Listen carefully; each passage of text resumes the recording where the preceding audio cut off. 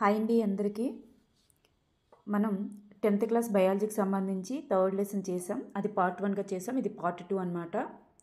ప్రసరణ పదార్థాల రవాణా వ్యవస్థకు సంబంధించిన లెసను. మరి ఇది పార్ట్ 2లో మనకి 50+ బిట్స్ ఉన్నాయి. ఇందులో పార్ట్ 1 మీకు 50 బిట్స్ అందించడం జరిగింది. ఇది 50+ బిట్లు ఉన్నాయి. మీకు లెసన్ మొత్తం కవర్ చేస్తూ బిట్స్ ఉంటాయండి. నెక్స్ట్ వన్ మనకు ఫస్ట్ బిట్ చూస్తే ఇక్కడ ఎడీమాకు కారణమయ్యేటటువంటిది. మనకి చూడండి, ఎక్కువ టైం మనం బస్సులో ప్రయాణించినప్పుడు గట కాళ్ళంతా కూడా రక్తం గడ్డకట్టేసినట్లు అనిపిస్తుంది కదా, అదనమాట ఎడీమాకు కారణం. ఎడీమాకు కారణం ఏంటంటే ఇక్కడ కాదు, కణజాల ద్రవం అనేటటువంటిది నిల్వ ఉండడం వలన, కణజాల ద్రవం నిల్వ ఉండడం అనేటటువంటిది ఆన్సర్. నెక్స్ట్ వన్ కణజాలాల్లో ఉన్న రక్తంలోని ద్రవ భాగము. కణజాలాల్లో ఉన్న రక్తంలోని ద్రవ భాగాన్ని ఏమంటారు? దాన్నే అంటే ఈ ద్రవ భాగాన్ని ఏమంటారంటే శ్వాసరసం అంటారనమాట. మరి ఈ శ్వాసరసం ఏంటి? రక్త కణజాలాల్లో ఉన్నటువంటి ఈ శ్వాసరసానికి గల పేరేంటంటే కణజాల ద్రవము, కణజాల ద్రవం అని అంటారు. నెక్స్ట్ వన్ లాటిన్ భాషలో లింప్ అనగా అర్థం ఏమిటి? లాటిన్ భాషలో లింప్ అనగా అర్థము నీరు. నెక్స్ట్ వన్ శోషరసమునకు సంబంధించి సరికానిది ఏది? ఇటు చూస్తే రక్తానికి కణజాలాలకి మధ్య ప్రధాన సంధాన పదార్థం శోషరసం. రక్తం నుండి కణజాలాలకి ఏం చేస్తుంది? పోషకాలు అందిస్తుంది. మరి కణజాలాల నుంచి వ్యర్థ పదార్థాలని రక్తానికి అందిస్తుంది. ఈ శోషరసం అనేది రక్తానికి కణజాలాలకి మధ్య వారధిగా పనిచేస్తుంది. సో దీనిలో ఘన పదార్థాలు ఉంటాయి అనేది రాంగ్ అన్నమాట. సరికానిది ఇది. ఘన పదార్థాలు ఉండవు. రక్తం గడ్డకట్టిన తర్వాత మిగిలిన ద్రవంని ఏమంటారు? రక్తం గడ్డకట్టగా మిగిలిన ద్రవం సీరం. శోషరసమునకు సంబంధించి సరి అయినది ఏది? మరి సిరలు వలె దీనికి కూడా కవాటాలు అనేవి ఉంటాయి. శోషరసమునికి కవాటాలు ఉంటాయి. మరి ఎర్ర రక్త కణాలు అనేటటువంటిది లేని రక్తము. ఎర్ర రక్త కణాలు అనేవి ఇందులో ఉండవు. మరి దీనిలో ఘన పదార్థాలు కూడా ఉండవు. చూడండి, కవాటాలు ఉంటాయి, ఎర్ర రక్త కణాలు ఉండవు, ఘన పదార్థాలు ఉండవు. పైవన్నీ సరి అయినవి. క్రింది జీవులలో జీర్ణ వ్యవస్థ శాఖలుగా విస్తరించి ఉండేటటువంటిది జీవులేంటి? మరి ఈ క్రింది ఏ జీవులలో జీర్ణ వ్యవస్థ శాఖలుగా విస్తరించి ఉంటుంది? ప్లాటిహెల్మింథస్, బద్దె పురుగులు అవి ఉంటాయి కదండి. ఈ ప్లాటిహెల్మింథస్కి సంబంధించినటువంటి వర్గపు జీవులలో జీర్ణ వ్యవస్థ అనేది శాఖలుగా విస్తరించి ఉంటుంది. ఈ క్రింది జీవుల శరీర భాగంలో జఠర ప్రసరణ కుహరము అనే సంచి వంటి నిర్మాణాలు ఉంటాయి. నిడేరియాకి సంబంధించినటువంటి వర్గపు జీవులలో మరి జఠర ప్రసరణ కుహరము అనేటటువంటి సంచి వంటి నిర్మాణాలు ఉంటాయి శరీర భాగంలో. హైడ్రా, జెల్లీ చేప అనునవి ఏ వర్గానికి చెందినవి అంటే నిడేరియా. ఆ నిడేరియా వీటికి సంబంధించినటువంటిదే జఠర ప్రసరణ కుహరం అనేటటువంటిది వీటి శరీరాల్లో ఉంటాయన్నమాట. చెప్పుకున్నాం కదా, నిడేరియా జీవులని జఠర ప్రసరణ కుహరం అనేది ఇదే అన్నమాట. హైడ్రా, జెల్లీ వంటి వర్గానికి చెందిన వాటిలో. నెక్స్ట్ వన్ ఫాసియోలా హెపాటికా అనున్నది ఏ వర్గానికి చెందినది? ఫాసియోలా హెపాటికా అనేది ప్లాటిహెల్మింథస్ వర్గానికి చెందినది. జీర్ణక్రియ, ప్రసరణలను ఒకే వ్యవస్థను నిర్వహించే ఈ జీర్ణక్రియ మరియు ప్రసరణ అనేటటువంటివి ఒకే వ్యవస్థను నిర్వహించేటటువంటి వర్గం ఏమిటి? ఈ రెండింటిని కూడా ఒకే వ్యవస్థ నిర్వహించాలి. అటువంటి వర్గం ఏమిటి అంటే ప్లాటిహెల్మింథస్సే. వీటిలో జీర్ణక్రియ, ప్రసరణ రెండు కూడా ఒక దాంట్లోనే ఒక వ్యవస్థ మాత్రమే నిర్వహిస్తుంది అన్నమాట. నెక్స్ట్ వన్ క్రింది వానిలో మిథ్యా శరీర కుహరం కలిగినటువంటి జీవి ఏది? మిథ్యా శరీర కుహరం కలిగినటువంటిది మరి ఏలికపాము అన్నమాట. ఏలికపాము. నెక్స్ట్ వన్ నిజ శరీర కుహరం కలిగిన జీవి ఏది? నిజ శరీర కుహరం కలిగినది వానపాము. నెక్స్ట్ వన్ మొట్టమొదటిసారిగా ప్రసరణ మాధ్యమంగా రక్తం అనేటటువంటిది ఏ జీవులలో కనిపిస్తుంది లేదా ఏ జీవులలో గుర్తించవచ్చు? మొట్టమొదటిసారిగా ప్రసరణ మాధ్యమంగా రక్తం అనేది ఏ జీవులు అంటే అనిలిడ్స్ అనేటటువంటి జీవులు అన్నమాట. ద్రవాల కదలికల కోసం సంకోచించే ఒక నాళాన్ని మొట్టమొదటిసారిగా ఏర్పాటు చేసుకున్న జీవులేమిటి? ద్రవాల కదలికల కోసం సంకోచించే ఒక నాళాన్ని మొట్టమొదటిసారిగా ఏర్పాటు చేసుకున్న జీవులు అనిలిడ్స్.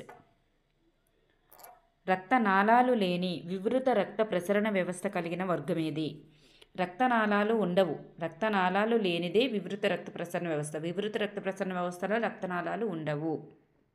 మరి ఇటువంటి రక్త ప్రసరణ వ్యవస్థను కలిగి ఉన్న జీవులు ఏమిటి? మరి బొద్దింకలు అవి ఉంటాయి కదా, అవన్నమాట ఆర్థ్రోపోడా వర్గానికి చెందినవి. మొలస్కా జీవులు, కార్డేటా జీవులు, ఇవన్నీ కూడా ఆర్థ్రోపోడా వర్గానికి చెందినటువంటివి. మొలస్కా జీవులు, కార్డేటా జీవులు ఇవన్నీ కూడా వివృత రక్త ప్రసరణ వ్యవస్థకు చెందినవి.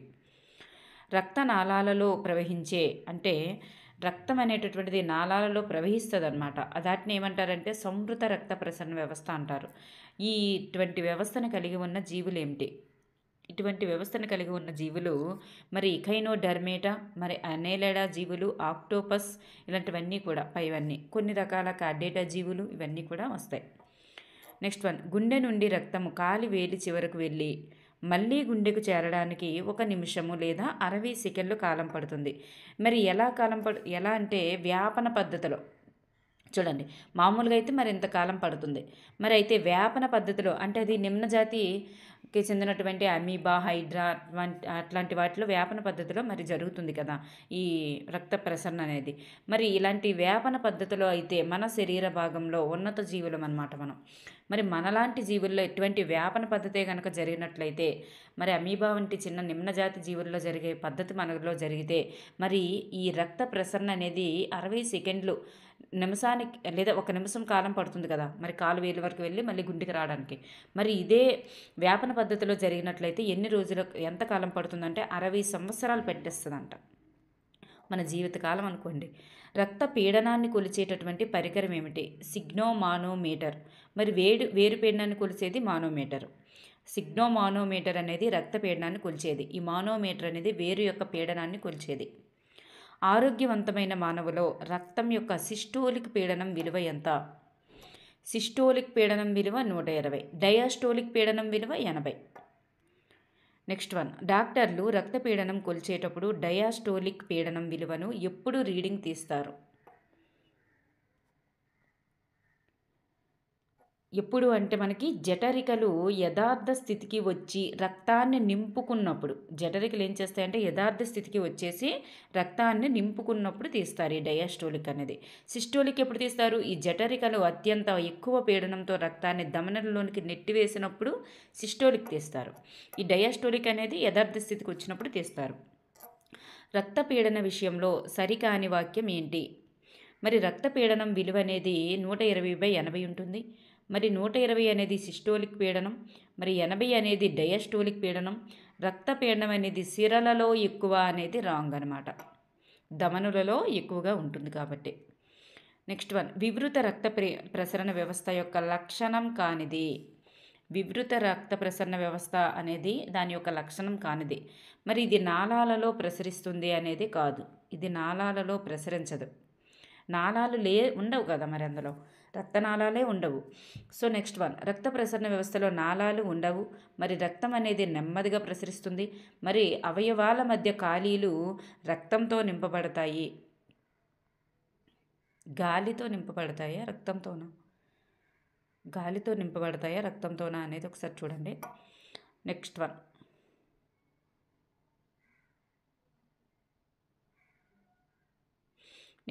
క్రింది వాణిలో సరికాని జత ఏది?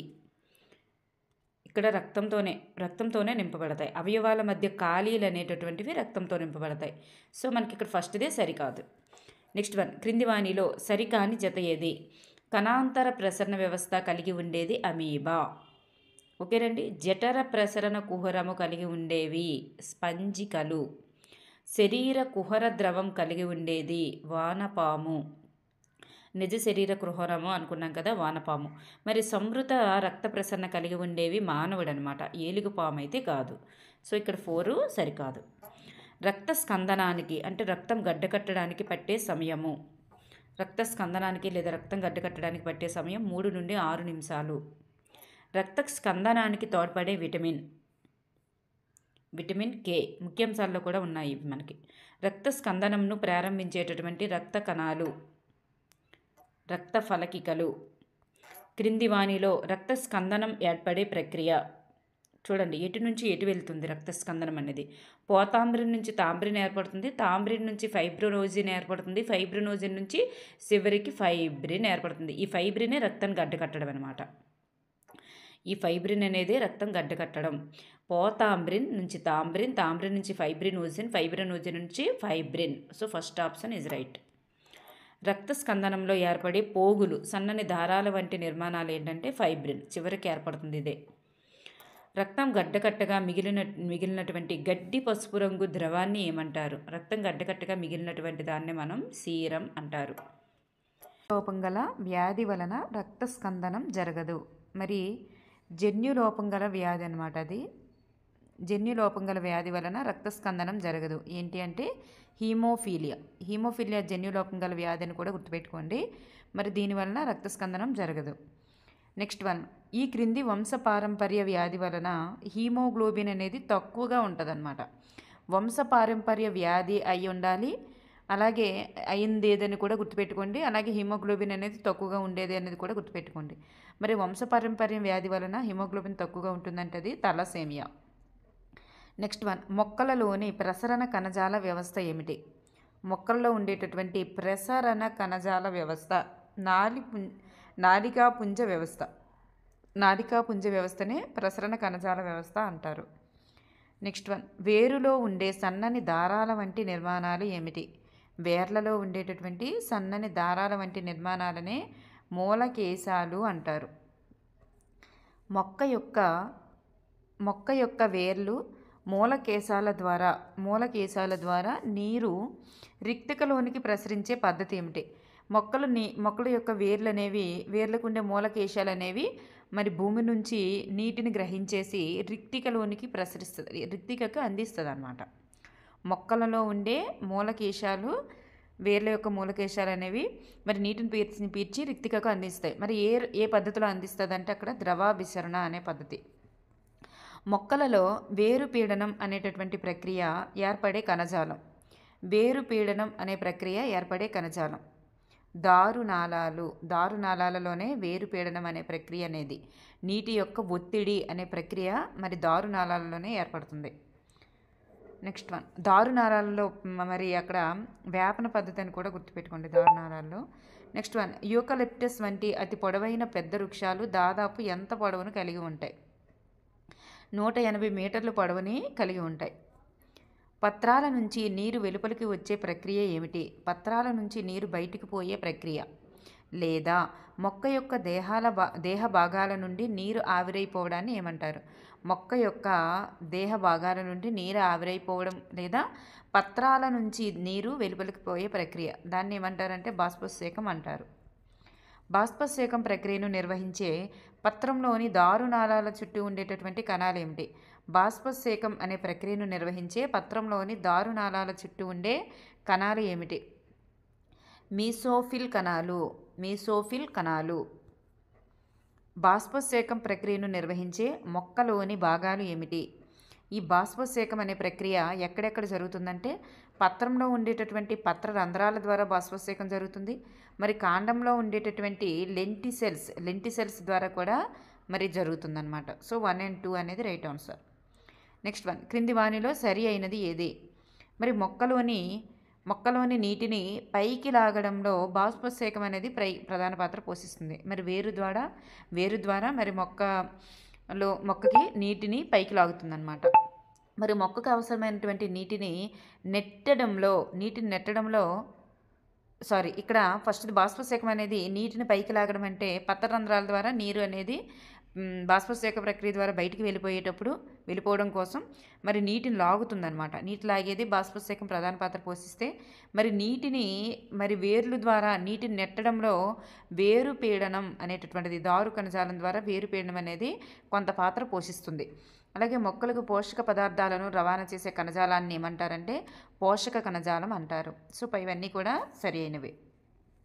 పెద్ద వృక్షము రోజుకు ఎన్ని లీటర్ల నీటిని బాష్పోత్సేకం ద్వారా బయటికి వెలువరిస్తుంది అంటే పెద్ద వృక్షాలు అయితే 900 లీటర్లు అనేవి ప్రతిరోజు కూడా బాష్పోత్సేకం ప్రక్రియ ద్వారా మరి బయటకు వెలువరిస్తుంది. ఈ క్రింది వానిలో బాష్పశేకం అనే ప్రక్రియను నిర్వహించేటటువంటి మొక్కలకు సంబంధించి సరి అయినది ఏది? బాష్పశేకం ప్రక్రియను నిర్వహించే మొక్కలకు సంబంధించి సరి అయినది ఏది? ఇక్కడ చూస్తే ఒక మొక్కజొన్న మొక్క అనేది వారానికి మరి 15 లీటర్ల బాష్పశేకం ద్వారా నీటిని బయటికి పంపిస్తుంది వారానికి. మరి ఎకరం విస్తీర్ణంలో మొక్కజొన్న తోట అనేది వారానికి 13,25,000 లీటర్లు బాష్పశేకం ద్వారా బయటికి పంపిస్తే, మరి వసంతకాలంలో మామిడి చెట్టు అనేది 700 నుంచి 3,500 లీటర్ల వరకు బయటికి పంపిస్తుంది. సో ఇవన్నీ కూడా సరి అయినవి. జీవశాస్త్రవేత్తలు మొక్కలలోని ఆహార పదార్థాల రవాణాను, దానినే పోషక కణజాలం అంటే ఆహార పదార్థాల రవాణా పోషక కణజాలంలోనే జరుగుతుంది. జీవశాస్త్రవేత్తలు మొక్కలలోని ఆహార పదార్థాల రవాణాను లేదా పోషక కణజాలంను ఏ పురుగుల ద్వారా అధ్యయనం చేశారు? బిట్టి ఇలా అయినా అడగచ్చు, ఇలా అయినా అడగచ్చు. సో ఏ పురుగులు అంటే ఎపిడ్స్ లేదా పచ్చ పురుగులు. ఎపిడ్స్ అనేది మొక్కలోని రసాన్ని పీల్చడానికి ఉపయోగించే భాగం ఏమిటి? ఏ భాగాన్ని ఉపయోగిస్తుంది? ఫ్రోబోసిస్ అనేటటువంటి భాగము. ఇది పోషక కణజాలంలోనే ఉంటుందన్నమాట. ఇది ఏ కణజాలంలో ఉంటుందంటే మనకి చివరిలో ఇచ్చారనమాట బిట్టు. మనకి లెసన్ వెనకాల బిట్టి అడిగారనమాట. అక్కడ అడిగే దగ్గర ఉందన్నమాట. ఎపిడ్స్ మొక్కలోని ఏ భాగం నుంచి రసాన్ని పీలుస్తుంది అని. పోషక కణజాలం నుంచి. పోషక కణజాలంలో ఉండే భాగం ఏంటంటే ఫోబ్రోసిస్. నెక్స్ట్ వన్, పోషక కణజాలంలో ఉండేటటువంటి అతి చిన్న నాళాలు ఏమిటి? చాలనీ నాళాలు. అతి చిన్న నాళాలు చాలనీ నాళాలు. క్షీరదాలు ఆహారం కోసం చెట్ల బెరడును తొలగిస్తాయి. అయితే చెట్ల బెరడులో ఉండేటటువంటి కణజాలం ఏమిటి? క్షీరదాలు ఆహారం కోసం చెట్ల బెరడును తొలగిస్తాయి. మరి చెట్ల బెరడులో ఉండే కణజాలం ఏమిటి? పోషక కణజాలము. ఈ క్రింది ఏ కణజాలం ద్వారా మరి చక్కెరలు అనేటటువంటివి రవాణా అవుతాయి? మరి చక్కెరలు కానీ ఆహార పదార్థాలు కానీ ఏవైనా సరే పోషక కణజాలమే. నెక్స్ట్ వన్, హనీడ్యూ అనేటటువంటిది అనమాట చక్కెరలు ఇచ్చేస్తుంది అనమాట. నెక్స్ట్ వన్, హనీడ్యూ కదా ఎపిడ్స్. నెక్స్ట్ వన్, పెద్ద మొక్కలను హాని చేసేటటువంటి కుందేళ్ల నుంచి మొక్కల రక్షణ కొరకు అటవీ శాఖ అధికారులు వేటిని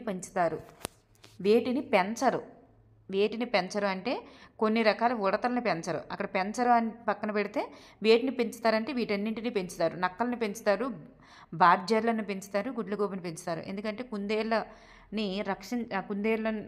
పెద్ద మొక్కలను పాడు చేస్తున్నాయి కదా. మరి ఈ కుందేళ్ళని వెళ్ళగొట్టడం కోసం, ఆ మొక్క దగ్గరికి రానివ్వకుండా చేయడం కోసం నక్కలను, బార్జర్లను, గుడ్లగూబల్ని పెంచుతారంట. ఓకేనండి. నెక్స్ట్ వన్, క్రింది వానిలో చిన్న మొక్కలకు హాని చేసేవి ఏమిటి? చిన్న మొక్కలకు హాని చేసేవి ఎలుకలు. సముద్ర ప్రాంతాలలో పెరిగే సరుగుడు వంటి మొక్కలకు హాని చేసేవి ఏమిటి?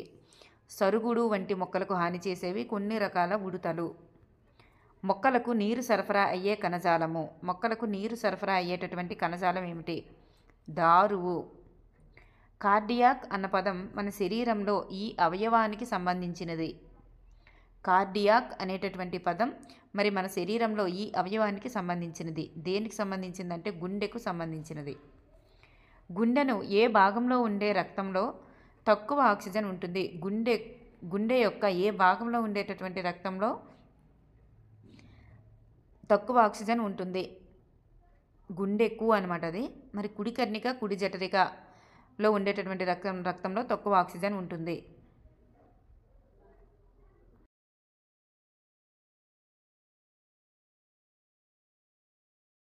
క్రింది భాగంలో ఏ భాగము రక్త ప్రసరణను నియంత్రిస్తుందంటే కవాటమే రక్త ప్రసరణను నియంత్రిస్తుంది. క్రింది వానిలో సరి అయినది ఏది? మరి దారువు, పోషక కణజాలం ఒకదానిపై ఒకటి నాళాకారంలో అమరి ఉంటాయని రవి అన్నారు. దారువును పోషక కణజాలం ఒకదానిపై ఒకటి నాళాకారంలో అమరి ఉంటాయా? రాంగు. మరి దారువు, పోషక కణజాలం వేరువేరుగా ఉండే నాళాలు కాదని జాన్ అన్నాడు. సో ఇది కూడా రాంగు. దారువు, పోషక కణజాలం కలిసి నాళాకారంగా ఏర్పడతాయని సల్మా అంది. ఇది కూడా రాంగు.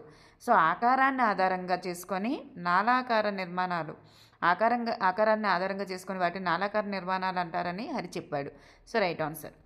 నెక్స్ట్ వన్, ఎపిడ్స్ తన తొండాన్ని మొక్కల యొక్క ఈ భాగంలోనికి చూపించి రసాన్ని పీలుస్తాయి. పోషక కణజాలం. ఓకేనండి. Okay, thank you everyone.